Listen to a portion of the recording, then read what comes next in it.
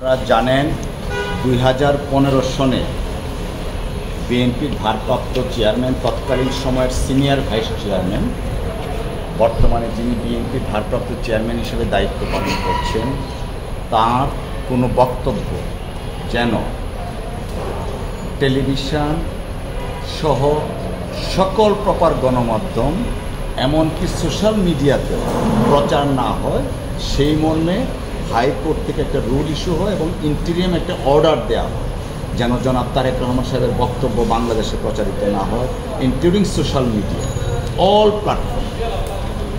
2015 সনে রুলটা ইস্যু হয়েছিল এবং ইন্টিরিয়াম অর্ডার ছিল।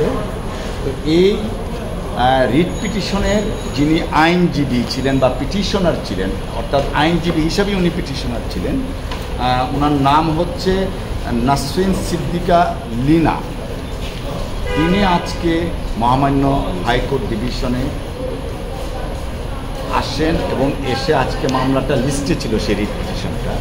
তিনি এসে আদালতে বলেছেন যে এই রিট পিটিশনটা তিনি আর চালাতে চান না, নন প্রসিকিউশন করতে চান, অর্থাৎ এই রিট পিটিশনটা আজকে থেকে আর অস্তিত্ব নেই, নন প্রসিকিউট হয়েছে, রিট পিটিশনটার আর কোনো অস্তিত্ব নেই।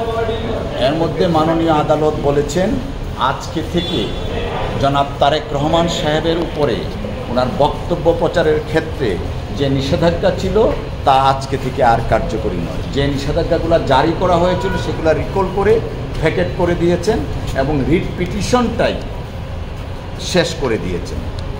সবচেয়ে বড় কথা আসলে কি, যখন এই রিট পিটিশনের রুলটা ইস্যু হয়েছিল এবং ইন্টিরিয়াম অর্ডারটা দেওয়া হয়েছিল, তখন আমরা আপনাদেরকে জানিয়েছিলাম যে প্রত্যেকটা নাগরিকের কনস্টিটিউশনাল রাইটস আছে ফ্রিডম অফ এক্সপ্রেশনের। সেই কনস্টিটিউশনাল রাইটসটাকে ইনফ্রিঞ্জ করে রুল ইস্যু হয়েছিল। আমরা আজকে মনে হচ্ছে যে ন্যায় বিচার পেয়েছি।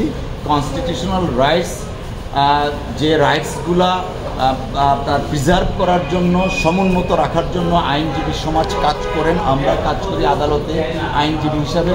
আজকে সেই রাইটসটা প্রিজার্ভ হয়েছে এবং বিএনপির ভারপ্রাপ্ত চেয়ারম্যান জনাব তারেক রহমান সাহেব অফিসিয়ালি সব ধরনের বক্তব্য বিবৃতি আপনাদের টেলিভিশন, পত্র পত্রিকায় সব জায়গায় আপনারা এখন থেকে প্রচার করতে পারবেন। আইনগত আর কোনো বাধা থাকলো না।